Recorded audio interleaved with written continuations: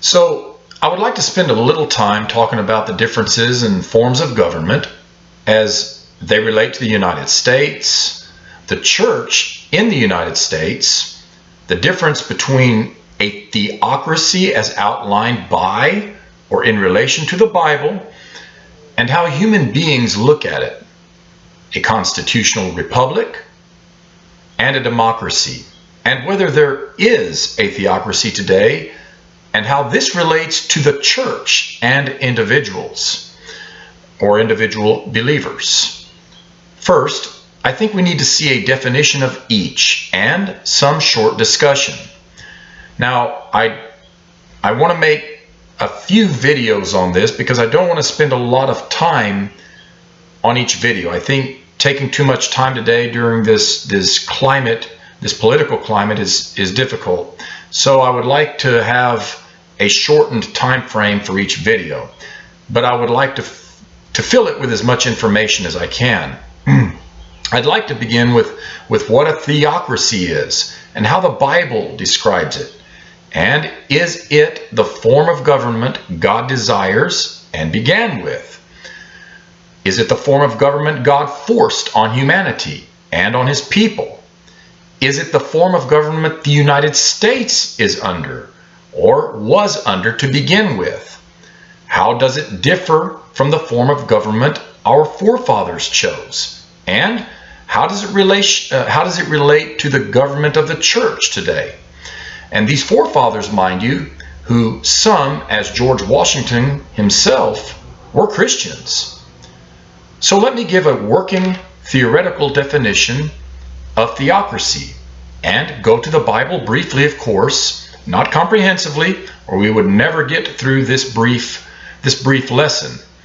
My focus is not to give an exhaustive lesson on theocracies, nor democracies, nor constitutional republics, but rather to give a broad enough and coherent enough understanding as to help us determine how a Christian should live under different forms of government and national ways of life, and how it fits into our day-to-day and how it fits into U.S. politics. First, the word theocracy comes from the Greek roots theos, which means God, and kratos, which means rule. Therefore, these two Greek roots form a word collectively meaning God, rule. Now, a general definition given by Google is that a theocracy is a, quote, form of government in which a deity or religious authority is recognized as the supreme civil rule, and religious laws are interpreted and enforced by religious leaders. Now, this is not quite how the Bible describes or animates a theocracy. According to the Bible, a theocracy or the theocracy was the government of God himself over his people directly. In other words, God ruled directly, made his will known directly, gave laws directly, governed his people directly. Along with those laws, God gave his own interpretation and judgments to be exacted through men whom he chose directly to execute and enforce his laws. We have the record of his institution of this theocracy first in Exodus chapter 19, starting around verse 6. And we will get there probably in the next video. Yet, through Moses, God gives much interpretation of these laws, statutes, and judgments in the rest of Exodus, Leviticus, Numbers, and Deuteronomy, as well as the historical books of Joshua and Judges. Therefore, when we talk about theocracies existing today, we must understand that even though there might be an agenda towards a theocratic form of government in a certain nation, as far as a literal theocracy goes, there really is none on the planet today. Now let me explain briefly, and hopefully you won't misunderstand me to be discriminating against other religions. And I think when I get finished explaining, you will see hopefully what I am getting at, because it is very important to see the distinctions if we want to be able to function according to conscience today in this confusing field of Christian nationalist propaganda coming from churches of all places. So let's take a country maybe such as Iran, who would claim, and many here would claim, that it is under a theocracy. The majority religion in Iran is Islam, of whom the father of that religion is Muhammad. And I'm being as short as I can here. I'm not getting too deep into this. Muhammad himself was a self-proclaimed prophet of Allah, whom the Muslims worship as the true God. Supposedly the God of the Bible intervening and revealing himself to Muhammad to give his word and will to his people, a sort of new direction of God, new revelation of God. Yet there is no evidence where Allah gives constant revelation, continuing laws, statutes, and judgments to his people on a present basis, such as God did to his people, the God of the Bible did to his people, Israel. Yes, there is a book in Islam. There is a doctrine and rules handed down from Allah's revelation to Muhammad, but it is interpreted over the centuries through different men, not the deity Allah. Therefore, Iran would have a government aligned with certain leaders who claim to interpret a theocratic agenda based on the Quran, but without any direct intervention from that deity at all. In other words, they are left to themselves as to how to interpret the Quran. Now, some interpret it one way, some another, depending on who is in office at the time and the personality of the leader. But a true literal theocracy is one which is directly ruled by God and governed by God, or as we can say, the deity worshipped. So I'm not discriminating against other religions. Yes, the God of the Bible trusted his direct rule to men, but always intervened directly in the affairs of the nation when he saw necessary. And now, this is especially evident in the nation Israel, whom God gave what I would say is the first and only theocracy in history. Let me explain before you disagree with me.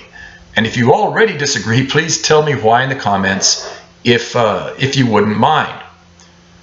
So it might be good to go back a bit to the form of government God actually desired for man first. And no, it was not a theocracy. Believe it or not, it was not a theocracy. Let me be as brief as I can and entrust to you your own personal study of these brief passages from the Bible. For instance, in Genesis chapter 1, verse 26, God said directly, "Let us make man in our image, after our likeness, and let them have dominion over the fish of the sea, and over the fowl of the air, and over the cattle, and over all the earth, and over every creeping thing that creepeth upon the earth." Again, in Genesis 1:28, God says after he creates male and female in his image, quote, "And God blessed them. And God said unto them, Be fruitful, and multiply, and replenish the earth, and subdue it, and have dominion over the fish of the sea, and over the fowl of the air, and over every living thing that moveth upon the earth." Again, in Genesis chapter 2:16, we see the Lord took the man and put him into the Garden of Eden to dress it and to keep it.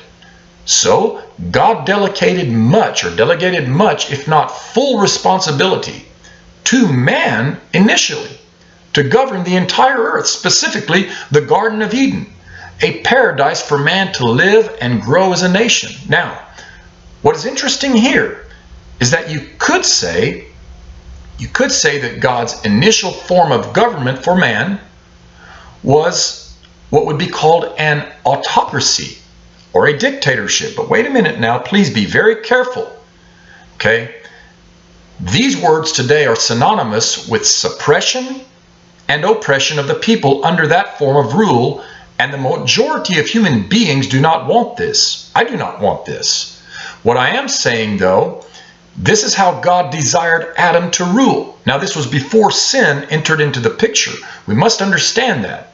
Adam and Eve were given full dominion to be exercised within freedom and liberty under God's Spirit, whose fruit we find out much later in the Bible to be love, joy, peace, long-suffering, gentleness, goodness, faith, meekness, and temperance, not to oppress or to suppress, but to benefit of fruit, or to the benefit of fruitfulness and multiplication of mankind and all creatures under blessing.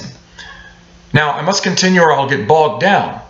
Much later in Genesis chapter 9, verses 1 through 7, after the worldwide flood which God sent to destroy all mankind save Noah and his family, God says in verses 5 through 6, "And surely your blood of your lives will I require. At the hand of every beast will I require it, and at the hand of man, at the hand of every man's brother will I require the life of man. Whoso sheddeth man's blood, by man shall his blood be shed. For in the image of God made he man."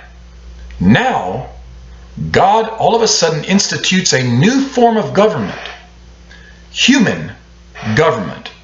Now, it is not a particular form, but simply gives Noah here human government, and he leaves it up to Noah and his sons as to how they will govern and legislate their government.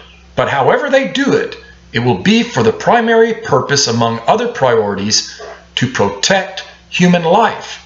This is the government of man by man, whose highest function is the judicial taking of life. Now, we're going to have to stop there. I want us to see this because it's important to see. We're going to have to stop there as we first see that God does not begin the affairs of man with a theocracy. This is very important as we will continue to progress next time with why God instituted a theocracy over his people Israel, which in fact, as I argue, is the only true theocracy that has existed. I will give my own as well as biblical reasoning next time. We will also see that Israel is no longer under a theocracy and has not been for well over 2,500 years. And I will show you in the Bible where Israel ceases, where they begin to be a theocracy and where they cease to be a theocracy, and that they themselves chose to be a theocracy. Then we'll talk about what a constitutional republic and what a democracy is, and which one the United States is under, and whether God approves of these forms of government. How does the church fit in this program, and whether the church is under a theocracy while being under one of these other forms of government. Now, this is interesting stuff, which is important for citizens of this nation under these present conditions today to know and how to respond actually to the Christian nationalist today. Thank you very much for listening.